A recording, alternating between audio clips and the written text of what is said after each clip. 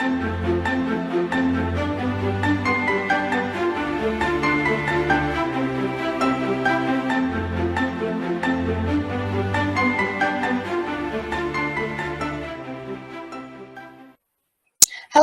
my name is Diana Karamakoska. Today we are talking about the stages and types of conflict. In the first stage of conflict, there may be latent conflicts or disparities that exist between individuals in a team or a relationship. This will contribute to any future conflicts that arise throughout the proceedings of a goal or an aim of the group.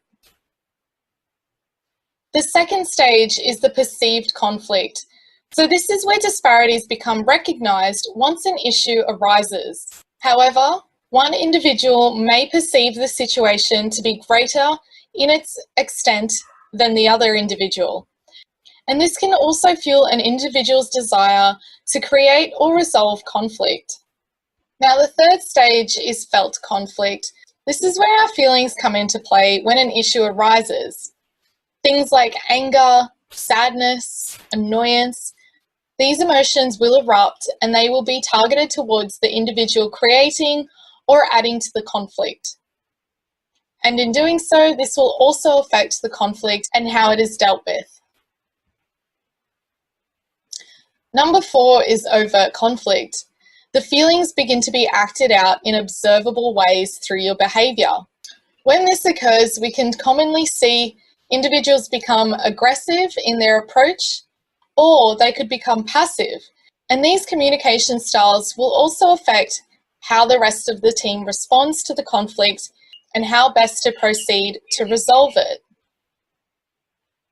And this comes into the last stage of conflict, resolution. This is when the outcome is known to all of the participants involved in the conflict. And this can also apply to a client or patient setting in which a conflict has come about between the health professional and their client or patient, and a resolution is sought by both participants in the best interest of the client. Dysfunctional conflict does occur, and we need to address it as soon as possible when we see the following signs.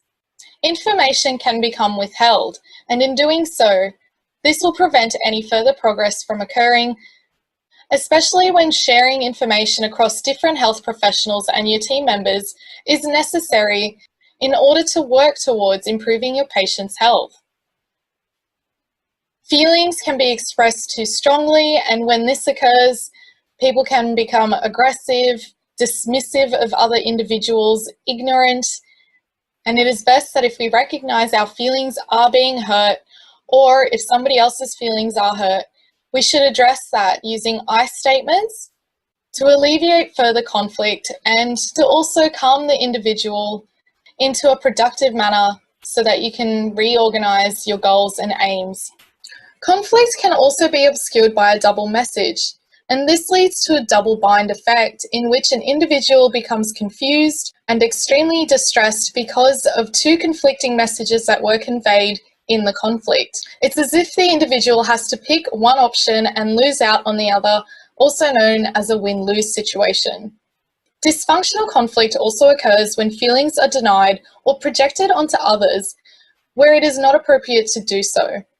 And conflict is further dysfunctionalized when they are not resolved and the issues build up within the team or within the relationship, and it can fester, which leads to people feeling anxious, angry, and also may lead to resentment of their team members or to working with certain clients or patients because of their unwillingness to resolve the conflict.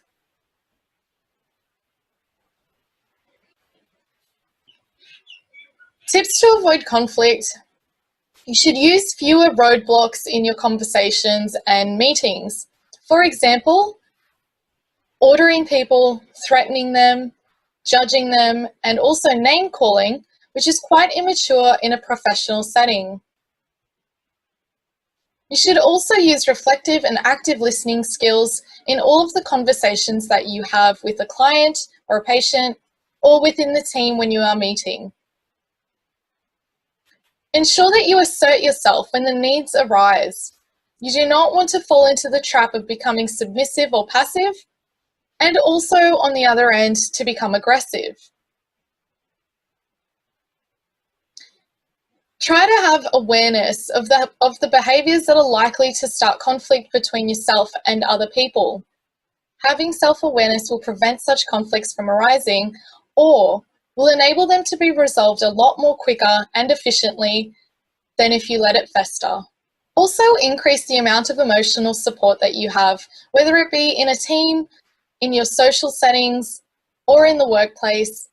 It will benefit you as a health professional to be able to lean on someone, as patients are relying on you to help them as well. And try to increase your tolerance and acceptance of others, as there will be a variety of individuals that you interact with on a daily basis, particularly in the health field.